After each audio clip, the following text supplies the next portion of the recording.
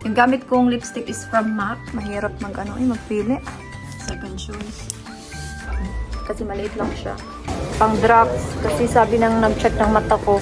Sarap niya guys. That someone is Busog. Vision Express naman is nasa sayo na lang kung gusto mong mag-add ng. Good morning everyone! Welcome back to another vlog! Ito lang ginamit kong sunscreen. Daily cream ko na din to.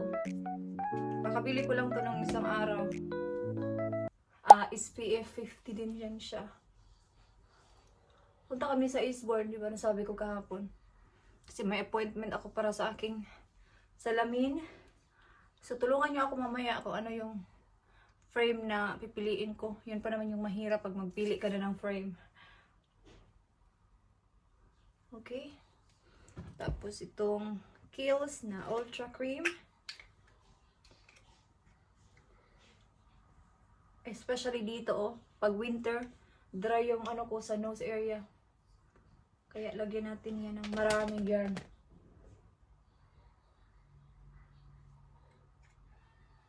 Hindi ata ako magko-coat today. Ganito lang ako. Tapos mag-body warmer. Tapos mag-scarf. Okay. Yan. Yan mo natin yan. Mga 2 to 3 minutes para mag-dry konti. Tapos mag-foundation. Okay. Ganun lang yung buhok ko. Ayusin natin to.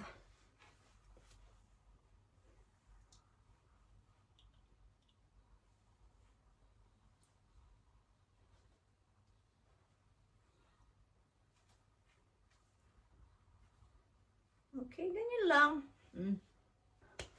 Punta kami mamaya ni Dave sa Primark. Wala, magtingin-tingin lang kung anong pwedeng mabili sa Primark. Magtingin din ako ng extra pajama. Yung nabili ko sa London ba. Nagustuhan ko kasi yun. Ewan ko kung mayroon sa sa Eastbourne. Sa London kasi malaki yung Primark nila. Pero tingnan natin mamaya kung anong meron sa Eastbourne.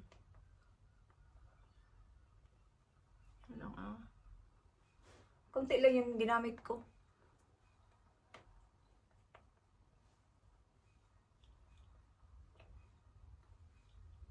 Talaga, ay, gusto ko sanang mag-contact lens. Pero natatakot ako mag-contact lens. Mag-comment kayo kung okay ba yung contact lens. Never ko pa yung na-try. Tatanong ako sa mga kakilala kong nag-contact lens before. Sabi nila, okay naman daw. Pero iwan ko, parang natatakot ako. Tapusin ko muna to. Ito yung gagamitin kong blush on today. Ito yung from Revolution ata to. Super dewy. Bagay ito sa mga yung mag-beach kayo. Kasi siya, dewy. Ito yung dadalhin ko pag uwi namin. Brush. Natural kasi siya pag mga ganitong blush. Kunti lang para magkakulay lang ating buhay.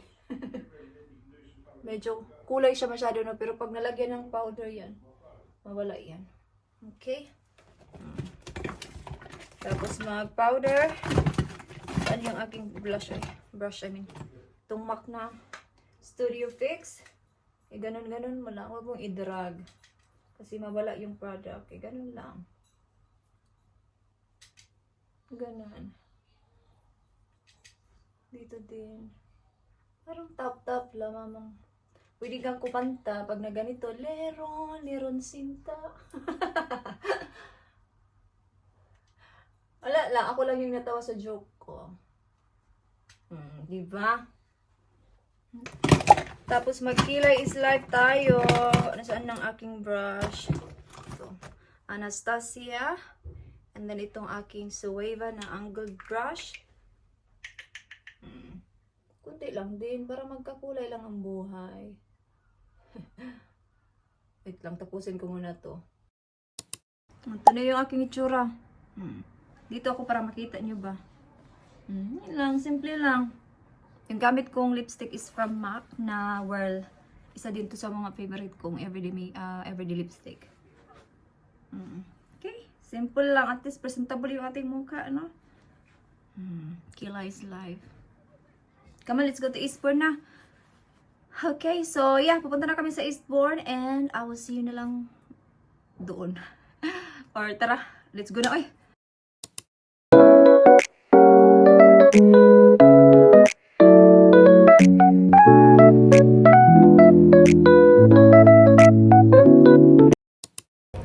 Oh, ang sarap niyan. Oh, look. Especially itong almond. Oh, ang laki. 3 pounds.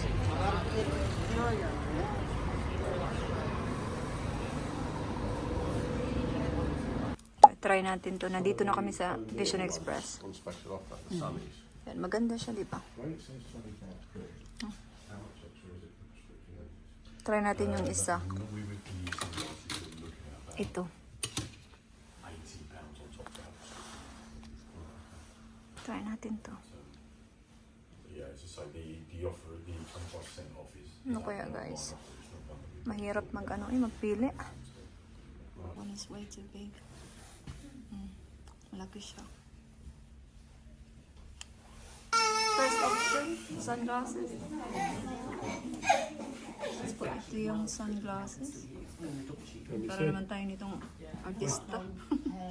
Second choice. Naglibog na eh.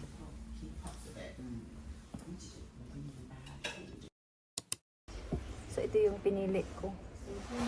Pakita ko. So ito yung sun. Yan. Kasi maliit lang siya. Tapos ito yung pinili kong yan. Yan yung pang day. Tapos tingin niya. It looks alright. So ako na yung sunod. Maganda dito kaysa doon sa Specsavers kasi ang dami nilang mga choice dito. Tahimik lang ako. Bawal mag-vlog. I mean, pwede naman mag-vlog pero syempre quiet lang. Sa Primark, ito yung gusto ni Kira. Oh. Yung stitch na yan. She's better off with that. There's more here, Dave.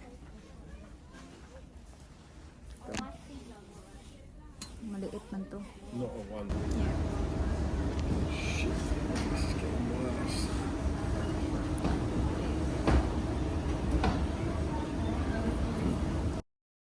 Kami ngayon sa Savers, kumuha ako nito. Ito pang room spray. Ito. Paborito ko talaga yung Savers kasi marami silang mga panglinis. Si Di may hinahanap. Yan yung mga pink stuff. Oh. Ito yung pila dito. Nung nagpapadala pa ako ng LBC ba, dito ako bumibili kasi maraming mga spray. Basta mga panglinis, marami. Like yan, oh, nagpapadala ako niyan dati. Kasi mahal yan sa Pinas. Mga pang cleaning spray. Kain kami dito sa Thai food. So kanina, wait lang na. Tabingi na naman kayo. Ang galing ko talagang mag-ano ng cellphone. So bumili din ako nito ba, pang drops. Kasi sabi nang nag-check ng mata ko, pula daw yung mata ko. So kailangan ko ng eye drops. Gamitin ko ito mamaya pagka-uwi.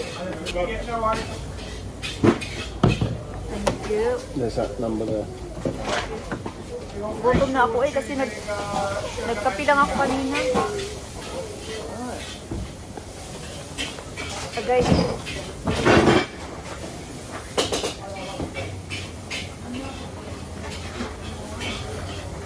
We've got fish sauce, chili. Tignan natin.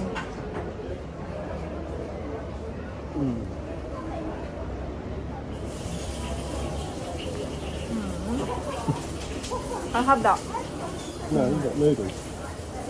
Sarap. We need to go to Thailand.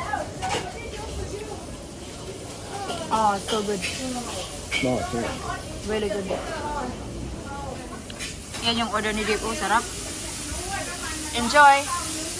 Then yan, satay at saka spring rolls. I've only just come out of the fryer. Yeah, no. Pretty hot. Ito yung akin, oh. Mainit-init pa talaga siya. 9 pounds yung Per order.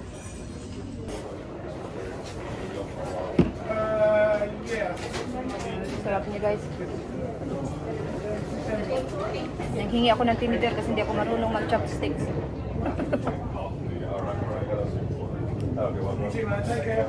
He's good. Really good. Medyo maanghang siya.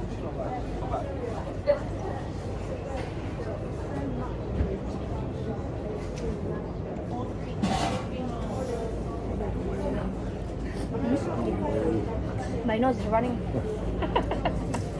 Kasi maanghang. That's what I said. I can tell when something's hot. Yan siya.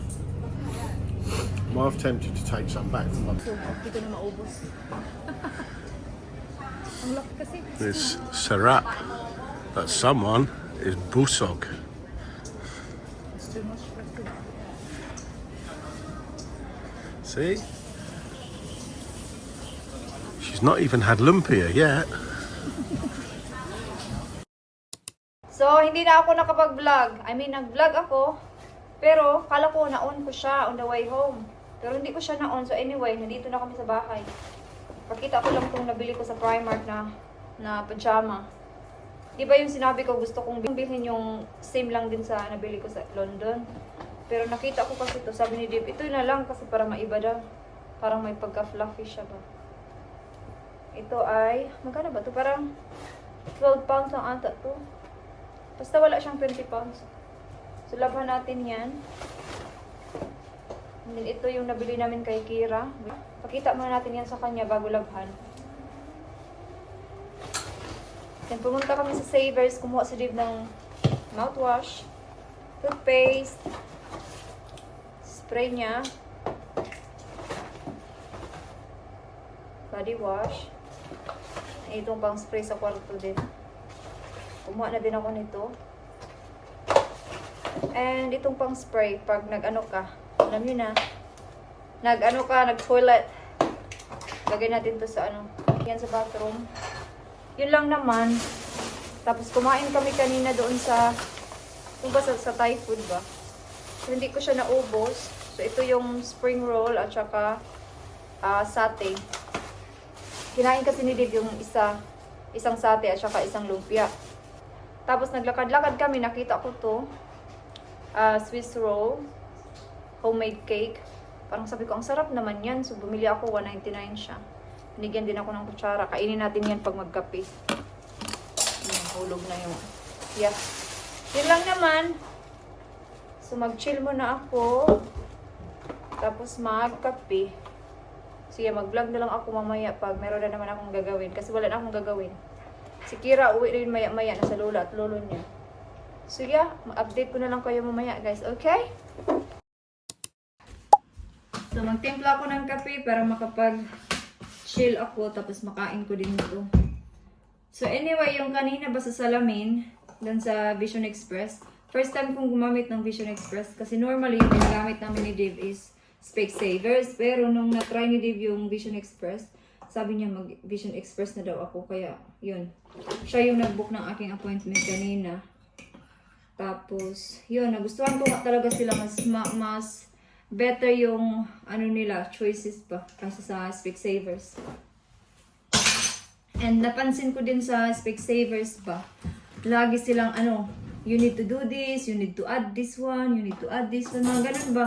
Sa sa Vision Express naman is nasa sayo na lang kung gusto mong mag-add ng yung bang di ba meron silang mga additional kung gusto mo. Parang wala silang pressure ba.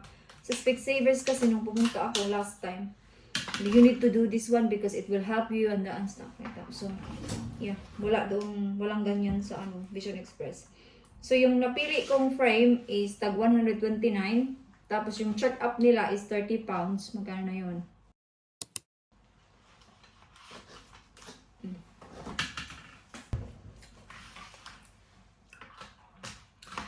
Tikman muna natin na. Wait lang. I-continue ko muna in a minute. Ang sarap. Wala, ang sarap niya. Mura lang din siya. 199 lang.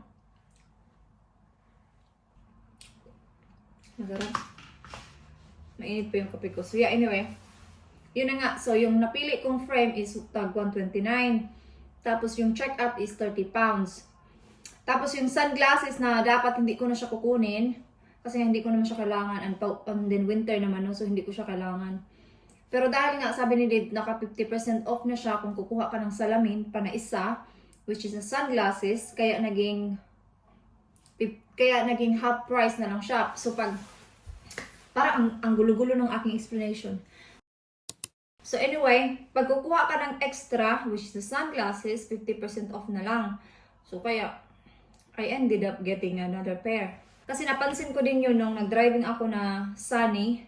Wala din ako makita kasi sabi din ng instructor ko, you better use your sunglasses para makita ko yung daan. So sabi ko kay Dave, I don't need it kasi po winter naman na. Tapos, dahil nga naka 50% off siya kung kukuha ka ng extra pair, kaya kumuha na lang ako. So, mga 1 week yun. Yun lang naman. So, kape muna tayo. Kape muna tayo. Si Kira nasa sala. Kakauwi lang niya 10 minutes ago. Si Dave lumabas, nag-bike. Papuntang next town. Nandito na yun, mga 20 minutes ata. Punta ako sa sala, doon ko kainin para mag-study din ako ng aking theory while magkape-kape. Okay? So, I'm back! It's 5:32 na ng hapon. Gabi na kasi madilim. So, kaming dalawa ni Dave, hindi na kami kakain. As in, busog pa talaga ako. Kung gutumin ako mamaya, meron akong pagkain. Yung tira kanina ba. So, si Kira na lang yung lutuan ko. Hindi ko alam kung ano yung lutuin ko for Kira. Tingnan natin kung ano meron dito sa ref. Wait lang. Fresh pang person, no? Fresh. So, tingnan natin kung ano yung pwede kong lutuin. Hindi ko alam. Ito talaga pag mahirap, no? Pag may bata. Hindi ko alam kung ano yung lulutuin ko talaga.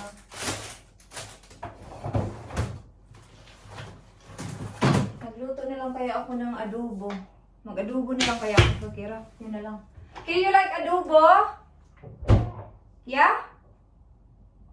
Yes? Mag-adobo na lang ako kasi iiwan ko lang naman yan. Madali lang naman yung adobo. So may tira akong chicken liver nung isang araw. Lutuin ko na lang din siya. Isali ko na lang to sa adobo. Para pang lunch ko din yan bukas bago ako papasok sa work.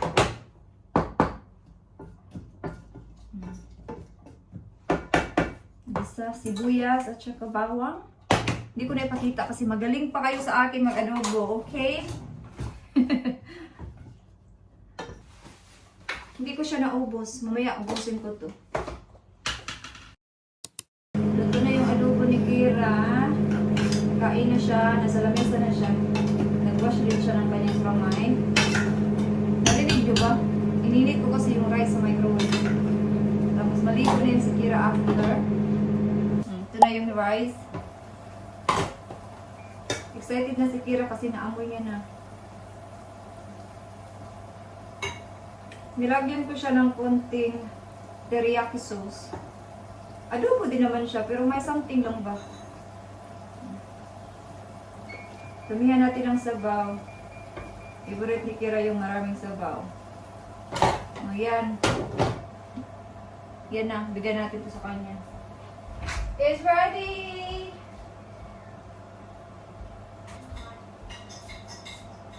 So good. Okay, hugasan natin to. Pakita ko sa inyo yung tira kong pagkain kanina. So, ito yung tira, oh. Initin ko to. Sayang. Yun yung aking dinner. Ginawan ko na din si Dave ng overnight oats. Hindi ko na napakita pero ginawan ko na siya. So I think i-end ko na dito yung vlog no kasi wala na akong gagawin. Tapos na. So yeah, so thank you so much guys for watching this vlog for today and I hope to see you guys in the next one. Bye bye!